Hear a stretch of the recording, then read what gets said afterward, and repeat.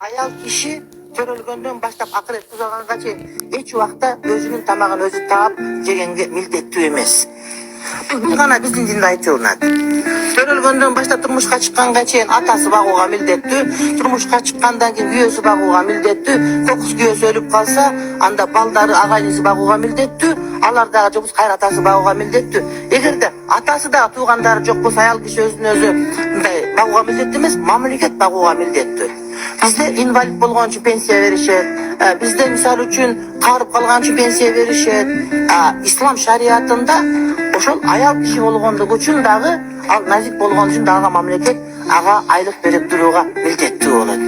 Мына ушул бир дагы өлкөдө, бир дагы башка бир жер, бир гана Японияда бар. Эгер аял киши төрөсө, ошол баласы 18 чыкканга чейин аны сөзсүз түрдө мамлекет камсыз кылып турат деген. Исламда өмүр бою ал аял заты болгон иштегенге эч убакта милдеттүү эмес.